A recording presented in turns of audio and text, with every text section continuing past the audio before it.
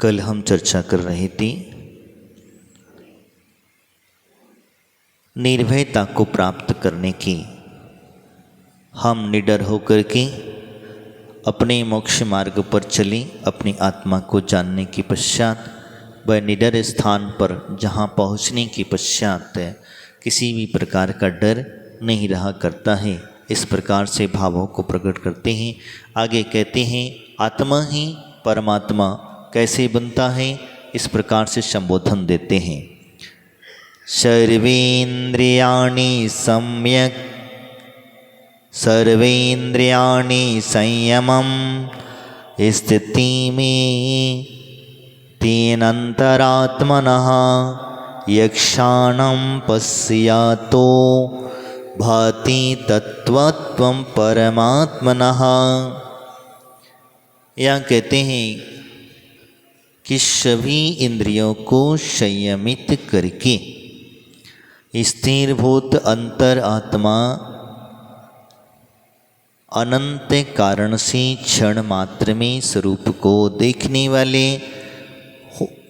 जो स्वरूप प्रकट प्रतिभासित होता है वह परमात्मा का स्वरूप है।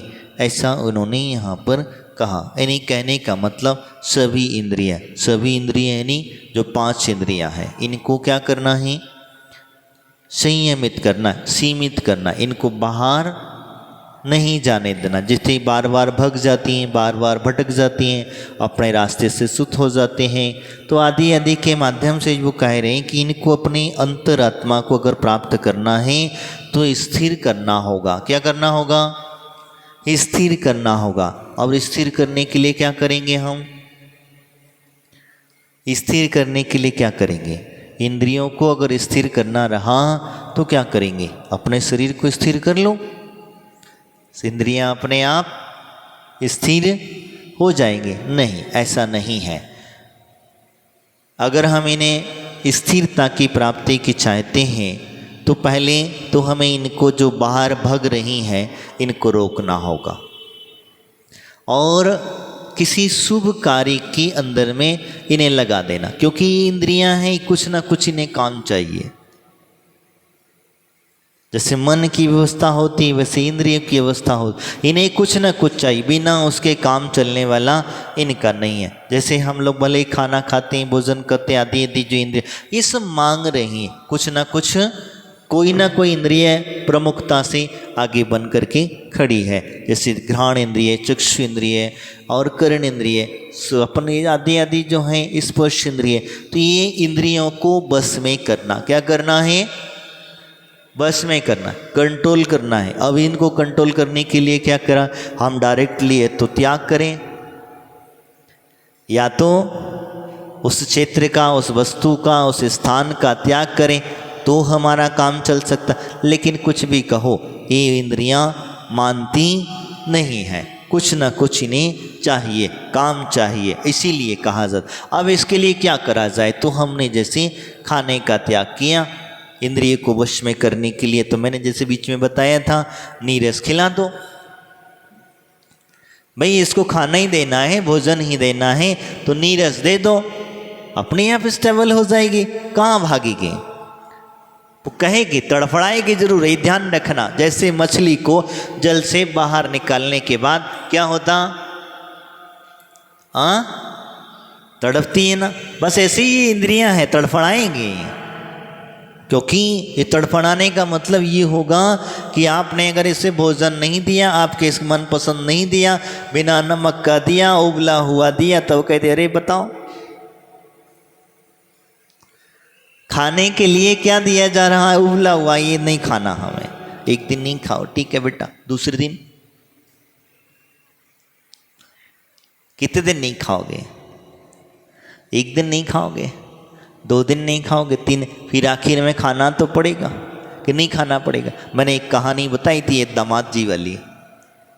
घर का जवाई आया, नया नया था, नई नई शादी होकर के आया था, ससुराल में आया था। तो आने के बाद में बड़े मनाने करने लग गया। मनाने करते करते उसे इतने मनाने करने लग गया कि नहीं नहीं अब नहीं खाना, हमें नहीं खाना, हमें भूख नहीं है। भूख तो पेट में चूहे दौड़ रहे थे। क्या हुआ? पेट में तो चूहे दौड़ रहे थे, लेकिन वो कहा नहीं हमें नहीं खाना, नहीं खाना। ठीक है, सासू बड़ी होशियार थी, उसने कहा ठीक बेटा बताते हम तुम्हें, क्योंकि पहली बार आए हो, तुम इतने मनाने कर रहे हो, तो अगर पहली बार ही तुमको दंड अगर मजा चखा दिया जाए तो अगली बार से तुम ऐसे नाटक नहीं करोगे। सासू भी कर रहे पक्की थी, तब उसने कहा ठीक। बोले क्या करा? खीर बनाई थी, अब पूरे सब लोग खा लिए। नहीं, बोले खा लो अभी भी बाकी, एक कटोरी तो ही खा लो। नहीं खाना, नहीं खाना तो ठीक है मत खाओ। उसने ले जाकर अपने दूसरे व्यक्ति को दे दिया। खैर थी वो सारी की सारी खत्म, रात को ही कर दी। और किचन में कुछ भी नहीं रखा, खाने का सामान कुछ भी नहीं रखा। खाने का सामान जो था वो कुछ भी नहीं रखा, और कुछ भी नहीं रखा तो फिर क्या हुआ? रात्रि में दामाद जी को भूख लगी। सब लोग तो सो रहे थे, अब पेट में चूहा दौड़ रहे, बोले कहाँ बेचारों को नींद आए। तो कहते हैं जब चूहे दौड़ रहे तब भूख लगी, तब क्या करें?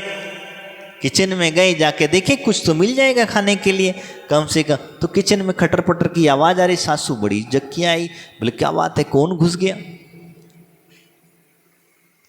क्या हुआ? कौन घुस गया? अब कहते हैं कि जब भूख लगी तो वैसी लगी थी कि जो थोड़ी बहुत भगोनी के अंदर में चिपका हुआ था उसे छुटा छुटा करके कौन खा रहा था?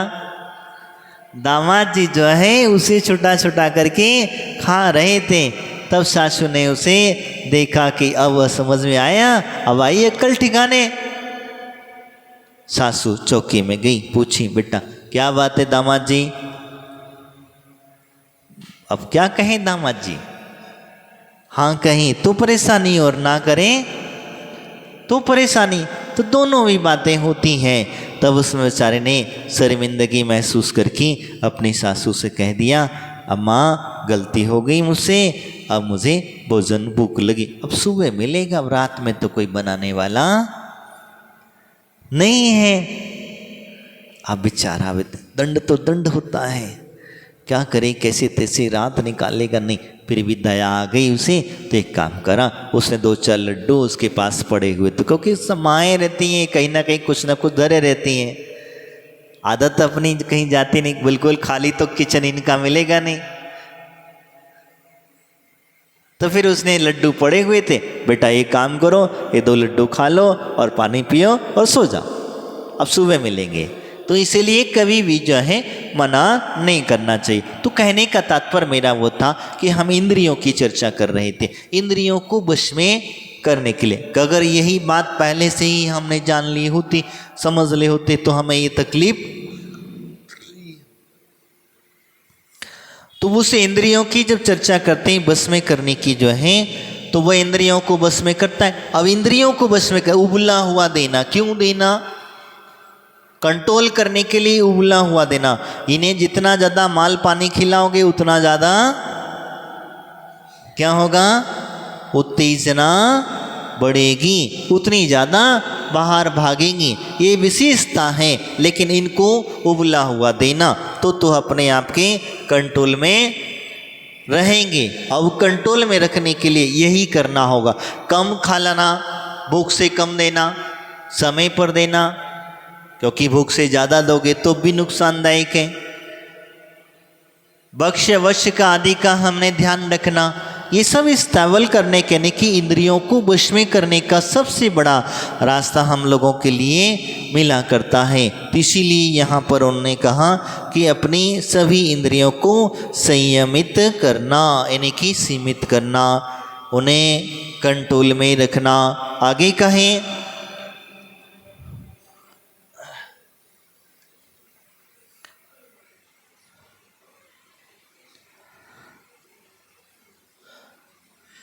स्थिरभूत करना। स्थिरभूत करने से क्या होगा? तो कहते हैं आत्मा के कारण जो है अंतर आत्मा में जागृति होने लग जाएगी। क्या होगा? आपने शरीर को बस में किया, आपने शरीर को स्टेबल किया। आपने देखा होगा मुनिराजगण जो होते हैं वो हमेशा अपने शरीर को ही हष्ट पुष्ट नहीं करते। करते क्या? क्यों नहीं करते?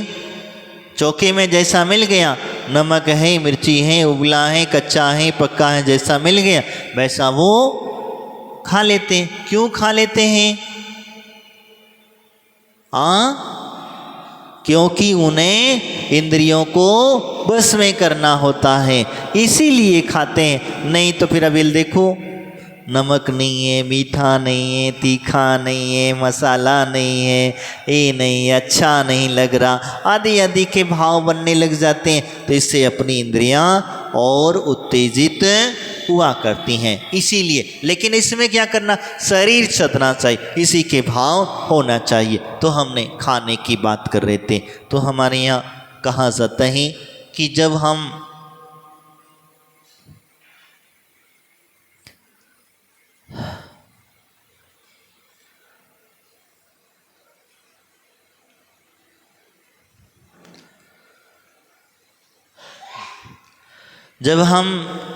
अपनी जिह्वा को बस में कर लेते हैं, तो जब जिह्वा को बस में कर लेते हैं तो हमारा जीवन सुधर जाता है, हमारी आत्मा की प्रवृत्ति होने लग जाती है। हमें इसीलिए जिह्वा को अपने बस में रखना चाहिए। इसीलिए कहा, अब आगे कहा चक्षु इंद्रियों को बस में रखना है। अब इनको स्टावल करना है, कैसे करोगे?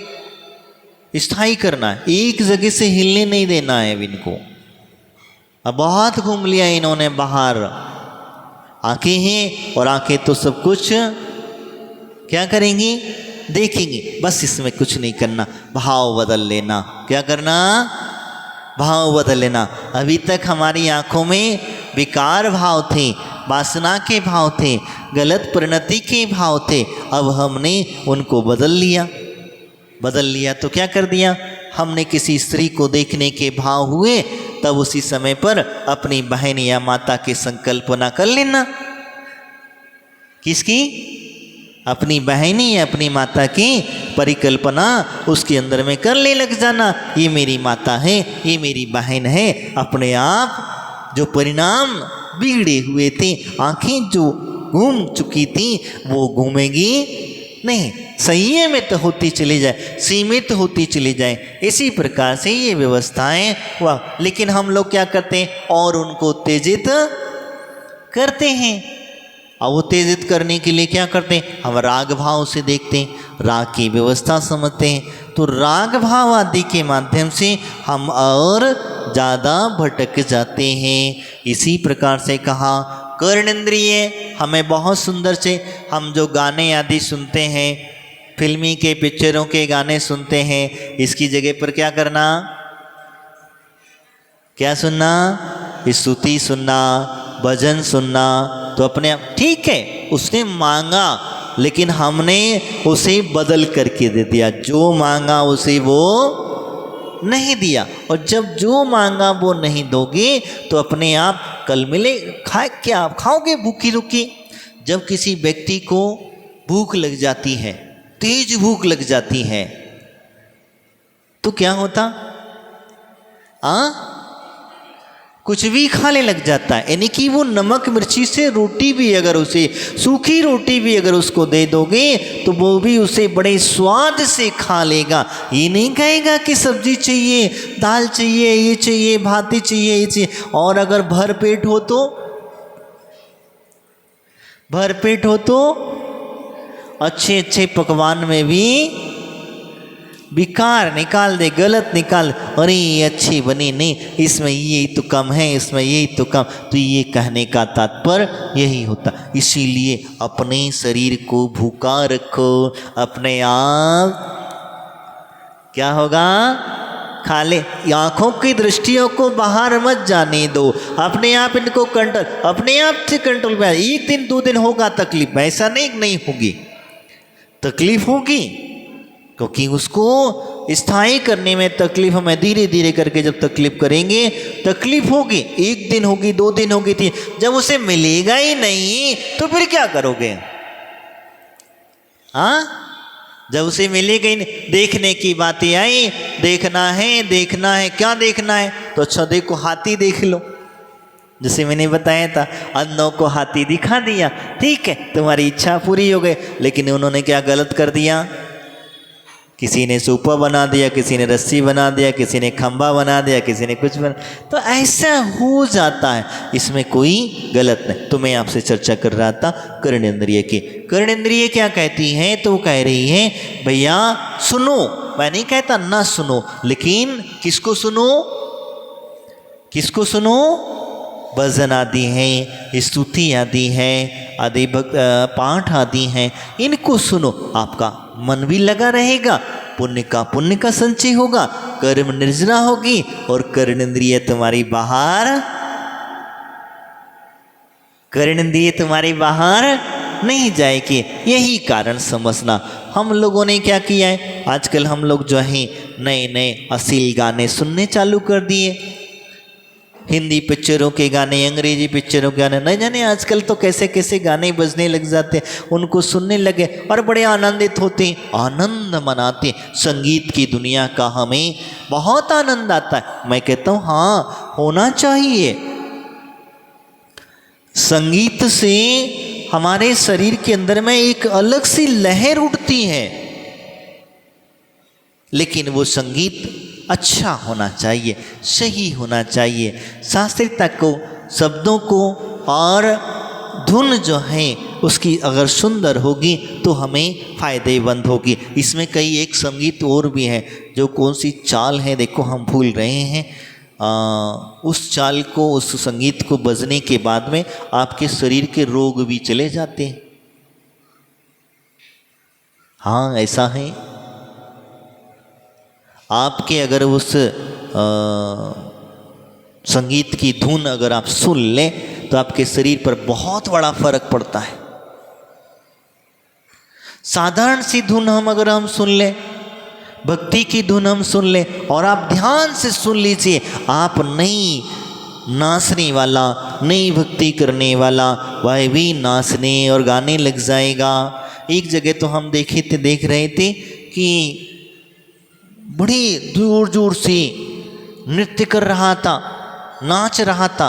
मैंने कहा ये क्यों नाच रहा है? और भगवान का, वो उनके अपने भगवान का, जिनेंद्र भगवान की बात नहीं कर रहा हूँ, वो अपने भगवान का नाम ले रहा था, अपने नाम बस एक ही रटे जा रहा हो, अपने दोनों हाथों में जो मजीरा और जो कहते हैं वो लिए और बड़ा तुल, इतना नस्त, इतना उचक उचक के नाच रहा, इतना उचक उचक के नाच रहा कि वो व्यक्ति आश्चर्यचकित हुआ। मैंने कहा ये क्यों नाच रहा है?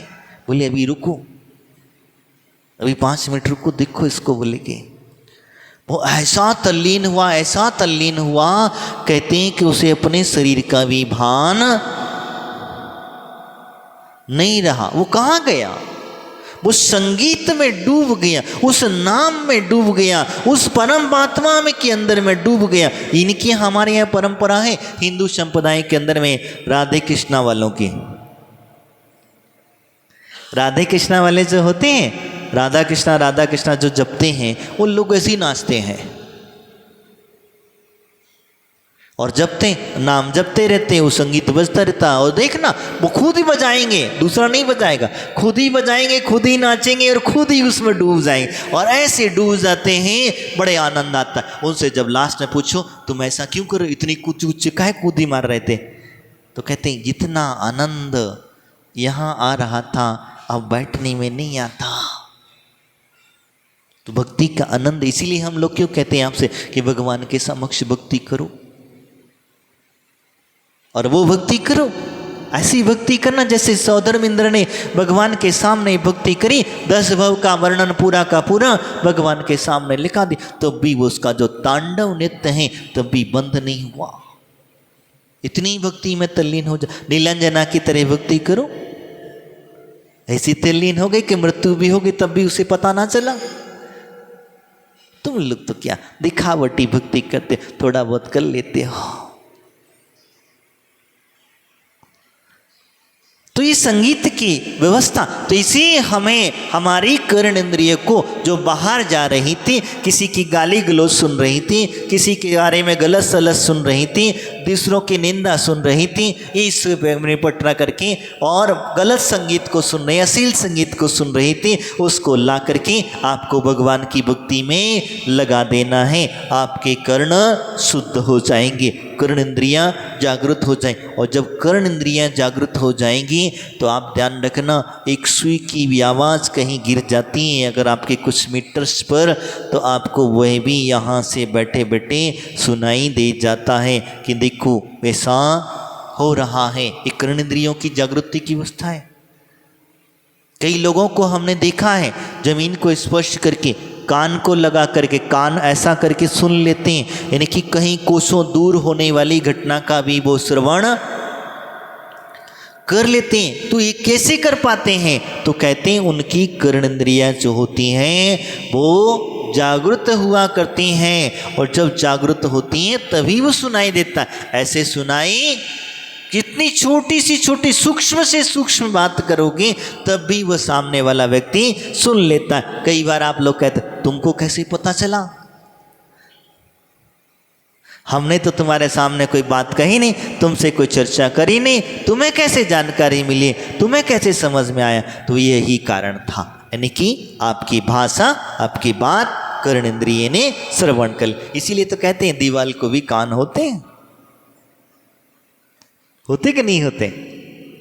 नहीं होते। हाँ, दीवाल को कान होते कि नहीं होते? हाँ, होते कि नहीं होते बताओ? हाँ, नहीं होते। अरे तुम लोगों ने देखे नहीं है अच्छे से, घर जाके देखना कान है कि नहीं है। तुम्हारे पड़ोसी को तुम्हारी सारी बातें सुनाई देती कि नहीं सुनाई देती, ये देखना। कहने का तात्पर्य वही है। तो हम इनकी चर्चा कर रहे थे। तो कहने का तात्पर्य हमारा वही, कहते हैं कि आत्मा स्वरूप को, कहाँ गया मैं, पन्ना पलट गया क्या?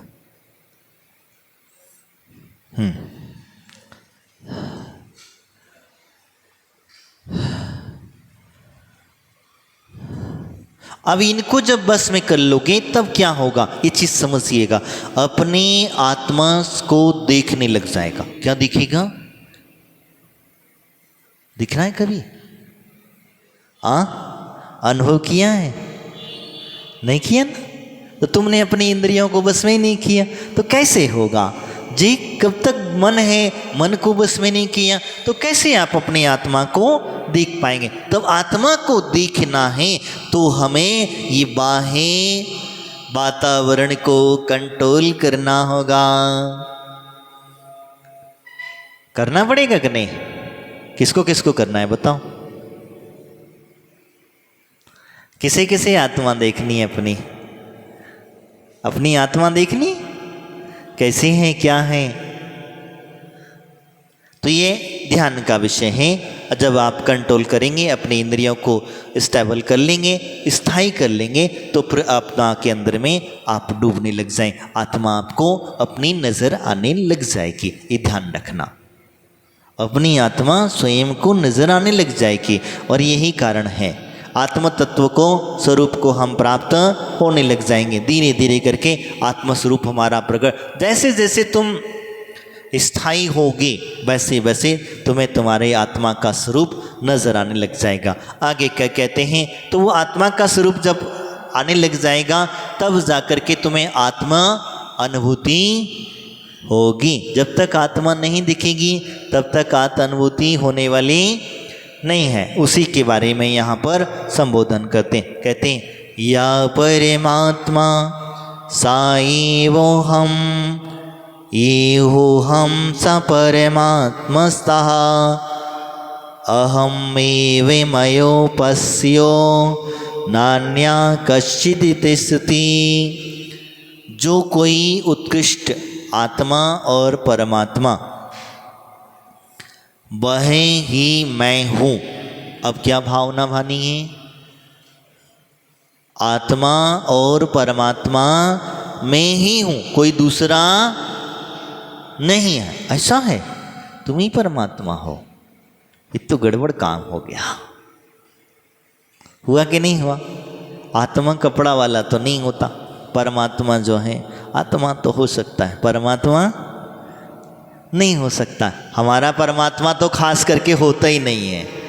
क्या किसी का हो जाए तो हो जाए, लेकिन हमारा जो परमात्मा है वो कपड़े वाला नहीं होता। लेकिन यहाँ पर जब ध्यान अवस्था में डूबता है तब उस समय पर बाहें अंतरात्मा के अंदर में अनुभूति करते करते तब ये भावना हो जाती है ये आत्मा ही परमात्मा है। यानी कि परमात्मा का स्वरूप और आत्मा का स्वरूप दोनों में कोई अंतर, 1% अंतर नहीं समझना।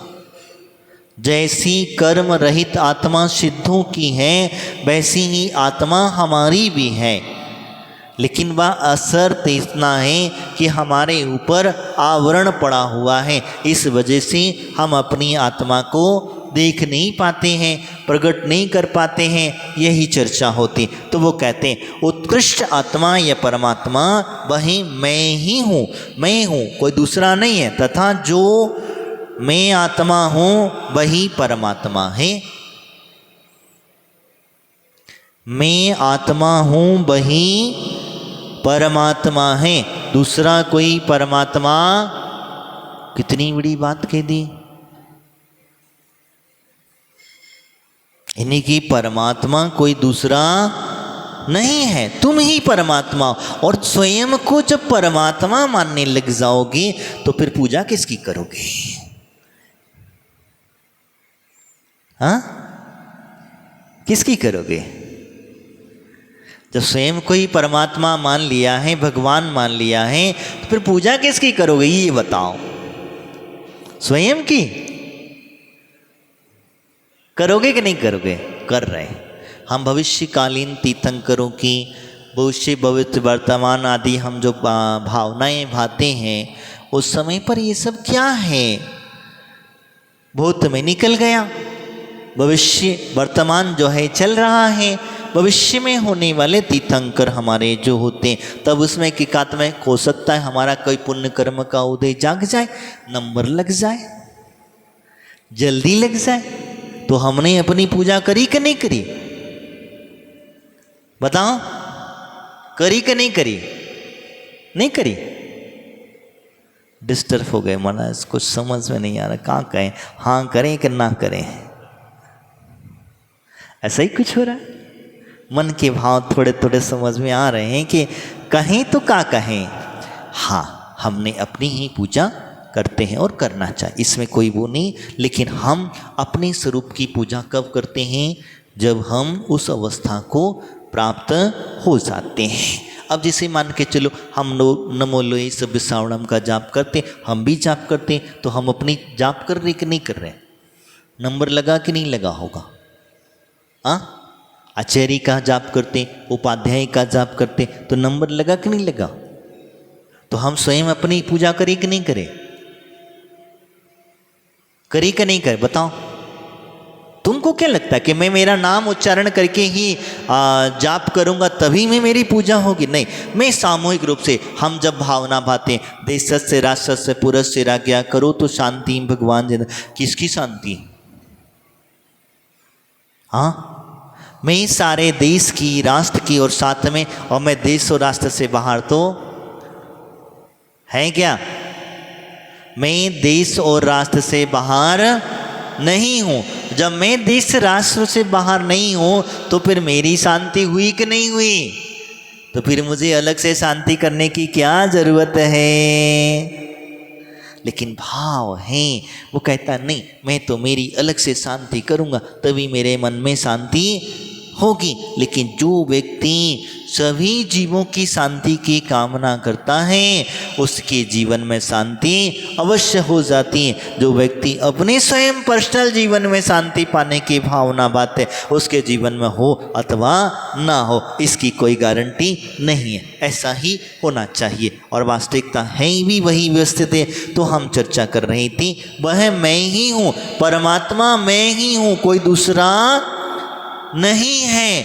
कब तक नहीं है? तो कहते वही उत्कृष्ट आत्मा है, इसीलिए मेरे द्वारा मैं ही उपासना योग्य हूं, दूसरा नहीं। क्या तुम किसकी पूजा कर रहे हो? तुम सोच लो, तुम किसे सम्मान दे रहे हो, किसकी आराधना कर रहे हो? तुम सोच लो। स्वयं के द्वारा स्वयं की उपासना करना ये सबसे बड़ी बात होती है। तो फिर कहीं कल से क्या करोगे? कल से क्या करोगे? स्वयं की पूजा, एक पूजा कर लेना अपनी, कुछ नहीं तो ज़्यादा एक अर्घ चढ़ा लेना। नहीं कुछ नहीं, एक अर्घ चढ़ा लेना। नहीं चढ़ाओगे? क्यों?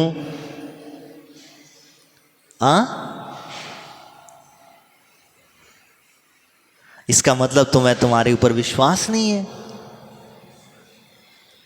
तुम्हें तुम्हारे ऊपर विश्वास नहीं है कि हाँ मैं परमात्मा हूँ। जिस दिन तुम्हें विश्वास हो जाएगा उस दिन तुम अपनी ही पूजा स्वयं करने लग जाओगे, क्योंकि अभी तक हमें विश्वास नहीं हुआ है। भगवान की वाणी तो शुरू सुनी, लेकिन हमें जब इस दिन विश्वास, एक बार ऐसी ही घटना घटी। क्या हुआ? भगवान महावीर स्वामी की बुआ सारे जीव भगवान महावीर स्वामी के समुद्र में आ गए। वो सब आ गए तो आने के पश्चात में सब भगवान के दर्शन, पूजन, वंदना आदि जो करना था वो सब कर रहे थे। करते करते शूद्र इंद्र ने देखा कि सब तो चले आ गए हैं लेकिन एक व्यक्ति नहीं आया। तो भगवान से पूछा कि नहीं, भगवान ने कह दिया नहीं वो नहीं आएगा, तुम व्यर्थ में अपना पुरुषार्थ कर रहे हो।